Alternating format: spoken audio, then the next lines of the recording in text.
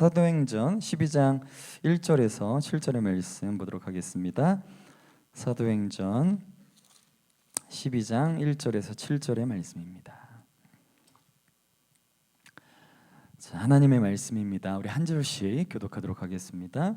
그때 헤롯 왕이 손을 들어 교회 중에서 몇 사람을 헤아려 하여 2절 시작 요한의 형제 야고보를 칼로 죽이니 유대인들이 이 일을 기뻐하는 것을 보고 베드로도 잡으려 할세 때는 무교절 기간이라 잡음에 옥에 가두어 군인 내식인 네페에게 맡겨 지키고 율절 후에 백성 앞에 끌어내고자 하더라. 이에 베드로는 옥에 갇혔고 교회는 그를 위하여 간절히 하나님께 기도하더라. 헤롯이 잡아내려고 하는 그 전날 밤에 베드로가 두 군인 틈에서 두 쇠사슬에 매어 누워 자는데 파수꾼들이 문 밖에서 옥을 지키더니 함께 읽도록 하겠습니다. 호련히 주의 사자가 나타나매 옥중에 광채가 빛나며 또 베드로의 옆구리를 쳐 깨워 이르되 급히 일어나라 하니 쇠사슬이 그 손에서 벗어지더라. 아멘. 할렐루야. 오늘 하루도 우리 모두가 말씀 충만하여 성령 충만할 수 있기를 간절히 소망합니다. 아멘. 저는 본문 말씀을 가지고 사명이 다할 때, 뭐가 다할 때요? 사명이 다할 때라는 제목으로 함께 하나님의 말씀을 나누도록 하겠습니다. 여러분, 천국은 무엇입니까? 천국. 천국이라는 말 많이 들어보셨죠? 천국은 언제 가는 거죠? 많은 분들이 죽어서 가는 어떤 공간적인 개념이라는 생각을 가지고 있어요. 그러나 여러분, 천국은 죽어서 가는 어떤 공간적인 개념이기 이전에 주권의 개념입니다. 다시 말하면 천국은 하나님이 주권이 있는 그 시간과 그 장소에 임할 수 있다라는 거예요. 하나님의 주권이 내 삶과 우리의 가정과 이 믿음의 공동체에 있다면 그곳이 뭐예요? 할렐루야, 천국이 되는 것이죠.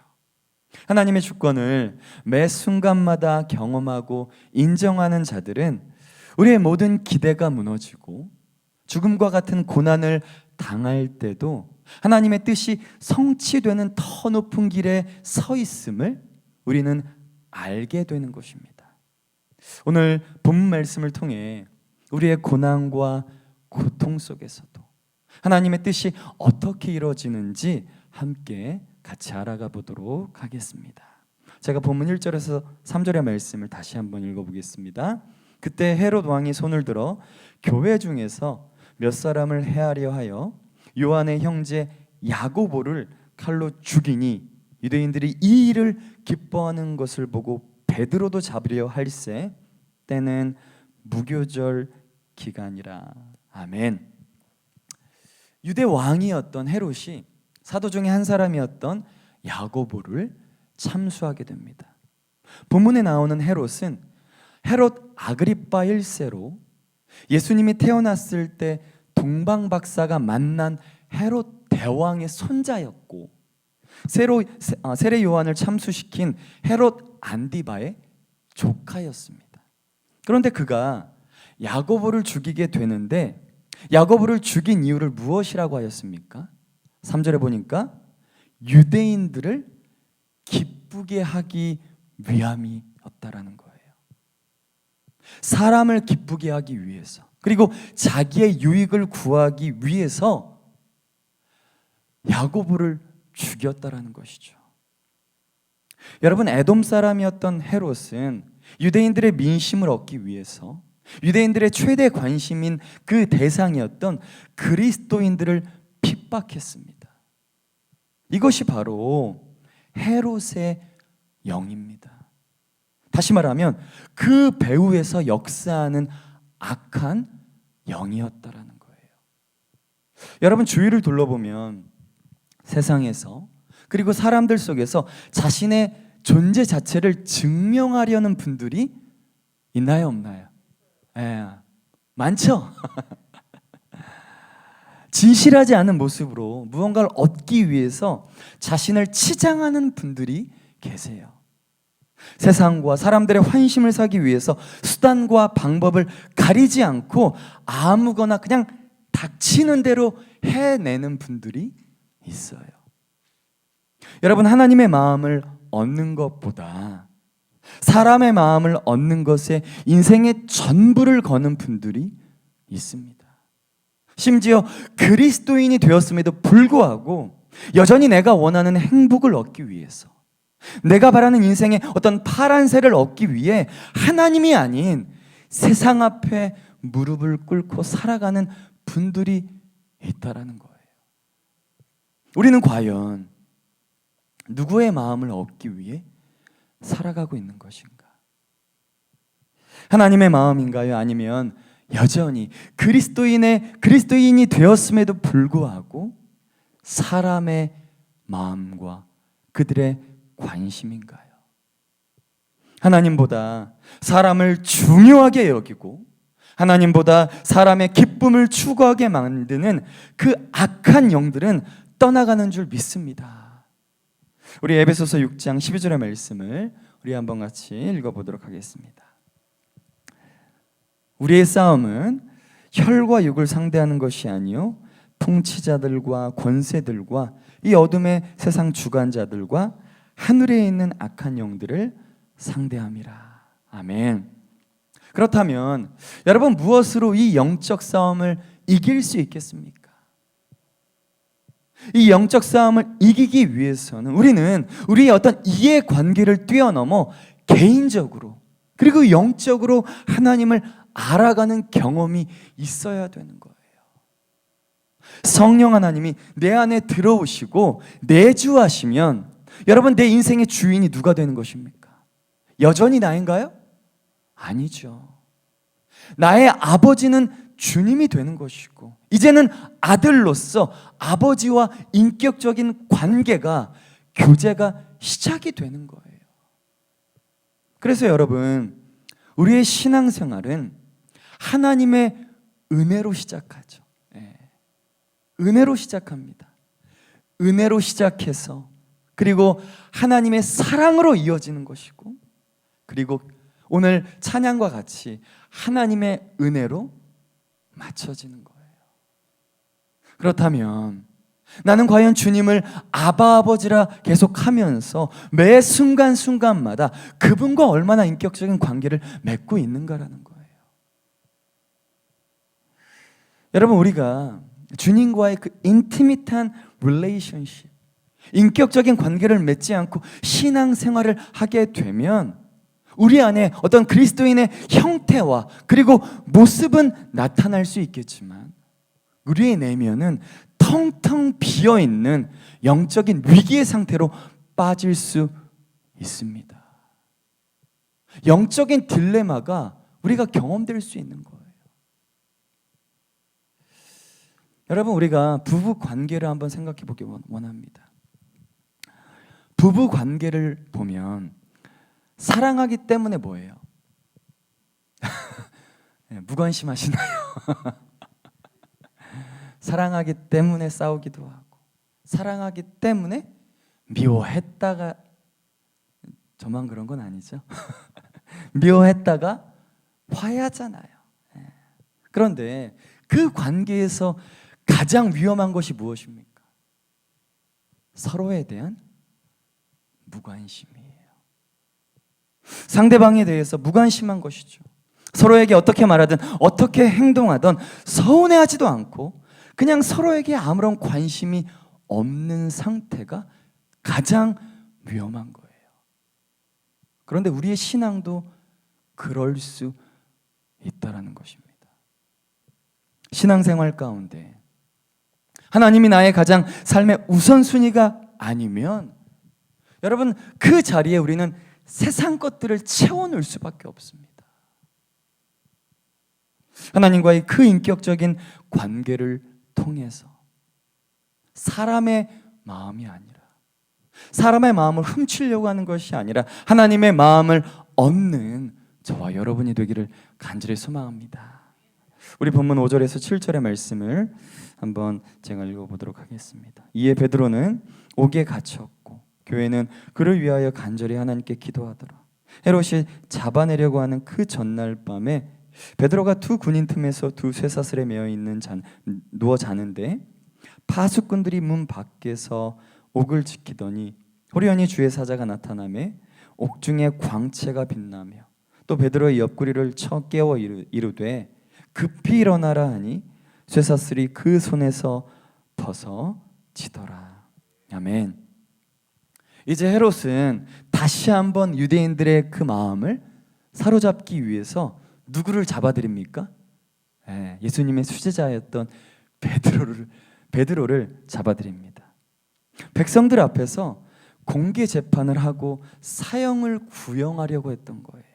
그런데 재판 전날에 내가 사느냐 죽느냐라고 하는 이 운명의 전날 밤 베드로는 뭐 하고 있었어요? 쿨쿨 자고 있었습니다. 오늘 본문에 보니까 쳐 깨워라고 되어 있어요. 얼마나 마음 편하게 곤히 주무셨든지 천사가 한 대 쳤다는 거예요. 걷어찼다라는 것입니다. 여러분, 베드로는 사도행전 4장과 5장에 이미 2차례나 걸쳐서 감옥에 다녀온 전과가 있는 사람이었어요. 이번이 그럼 몇 번째입니까? 첫 번째, 두 번째 갔다 왔으면 이번이 몇 번째예요? 3번째죠. 오늘 본문 2절에 보면 누가 또 순교를 했습니까? 베드로 전에 예수님과 함께 사역을 했던 세베대의 아들 야고보였어요. 아마도 베드로는 이런 마음이 있었을 것 같아요. 이번에 빵에 들어가면 쉽게 못 나오겠구나. 이런 생각이 있지 않았을까요? 나도 어쩌면 야고보처럼 순교도 할 수 있겠구나. 이런 생각을 분명히 했을 것입니다. 그런데 모든 것이 끝난 것 같아 보이는 이때에 베드로는요, 상상해 보세요. 쇠사슬에 매여서 누구 틈에서 자고 있는 거예요. 성경을 보세요. 누구 틈에서 자고 있다고요? 두 군인 사이에서 쿨쿨 자고 있었다라고 합니다. 여러분, 지금 교회 성도들은 날밤을 새면서 베드로를 위해 기도하고 있었고, 그리고 생사를 논할 수 있는 이 긴박한 시점에 예루살렘의 영적인 수장이라면 어때야 됐을 것 같아요? 밖에서 지금 교회 교인들이 자신을 위해서 기도하고 있어요. 그리고 영적인 수장인 내가 그러면 뭘 하고 있었어야 됩니까? 자는 게 아니라 기도를 하고 있었어야죠. 그런데 곤히 자고 있는 거예요. 깨워도 일어나지 못하는 깊은 잠에 베드로는 빠졌습니다. 그렇다면 베드로는 왜 이리 평안했던 것인가? 여기서 우리가 알 수 있는 건 베드로는 죽음을 두려워하지 않았고 오히려 그 죽음을 겸허히 받아들였던 것입니다. 이전에 죽음이 두려워서 베드로가 예수님을 몇 번이나 부인합니까? 3번을 부인하잖아요. 죽음이 두려워서 예수님을 부인하고 도망쳤던 자가 누구였다고요? 베드로였어요. 그런데 이제는 그 죽음을 겸허히 받아들이는 거예요. 결국에 그리스도인들은 여러분 수명이 아니라 사명으로 사는 자들입니다. 우리의 생이 다하는 건 여러분 늙고 병들어서가 아니라 어떨 때 다하는 거예요? 주님께서 우리 가운데 허락하신 사명이 다할 때 우리의 생이 맞춰지는 거예요. 로마서 14장 8절의 고백입니다. 우리가 살아도 주를 위하여 살고 죽어도 주를 위하여 죽나니 그러므로 사나 죽으나 우리가 누구의 것이라고요? 주의 것이로다. 아멘.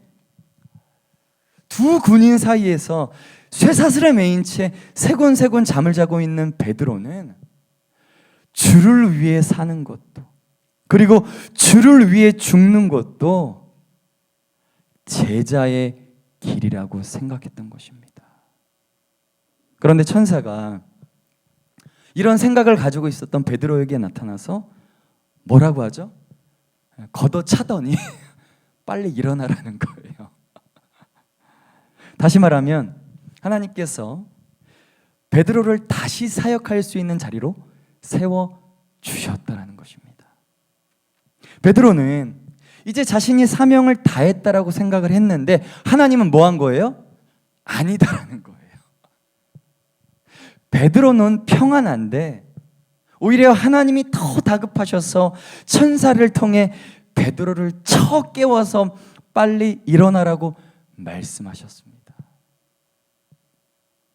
여러분, 우리 인생의 주권은 우리에게 있는 것이 아닙니다. 우리의 주권은 나에게 있는 것이 아니라 하나님께 있는 줄 믿습니다. 우리가 아무리 죽을 것만 같은 삶의 벼랑 끝에 서 있다 할지라도 주님께서 아니다라고 하시면 아직 끝난 게 아닌 거예요. 우리는 오늘 다시 시작하면 됩니다. 그리고 다시 할 수 있어요. 일본의 신학자였던 우치무라 간조는 이런 얘기를 했습니다. 일일 일생이다. 무슨 말인가요? 인생은 뭐야? 하루다. 일일 일생. 여러분, 인생이 오늘 하루예요.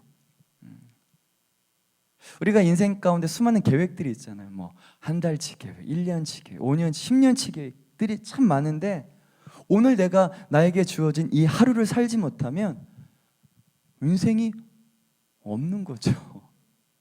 그래서 여러분, 오늘은 어제의 시간 위에 놓여져 있는 것이고 내일이라는 시간에 초석이 되는 것이 뭐예요? 오늘이에요. 그래서 하나님께서 주어준 이 오늘이라는 시간을 내가 잘 사는 게 뭐예요? 우리의 사명입니다. 저와 여러분, 하나님께서 이 하루를 허락하셨어요. 이 하루를 정말 주님 안에서 주님의 은혜를 경험하고 그리고 주님의 그 성령의 충만함을 내 안에 모시고 살아갈 때에 성경에 기록되어져 있는 그 승리가 곧 저와 여러분의 승리가 되는 줄 믿습니다. 아멘. 네, 자, 오늘은 여기까지 제가 말씀을 준비했고요. 자, 이 시간 우리 같이 한번 통성으로 좀 같이 기도했으면 좋겠습니다.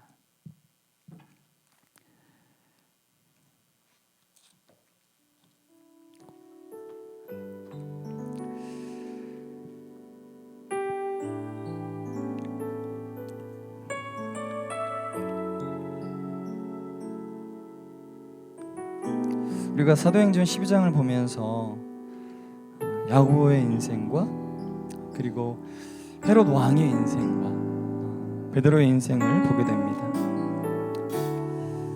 우리에게 의문이 드는 것은 왜 하나님은 야고보를 그렇게 일찍 데려가시고 베드로는 살리셔서 하나님의 일들을 감당하게 하셨는가라는 거예요. 그러나 우리가 붙잡아야 하는 것은 우리는 수명이 닿을 때가 아니라 사명이 닿을 때 하나님이 데려가신다는 것입니다. 하나님께서 야고보 인생 가운데 주신 사명은 여기까지였더라는 거예요. 그렇다면 저와 여러분의 사명은 어디까지인가? 오늘 하루입니다. 오늘 하루 주님 안에서 잘 살아내는 거예요. 믿음을 가지고 잘 살아낼 때에 하나님께서 내일이라는 인생을 계획하시고 허락하시는 것이죠. 이 시간 우리가 함께 이 시간 꼭 기도하기 원합니다.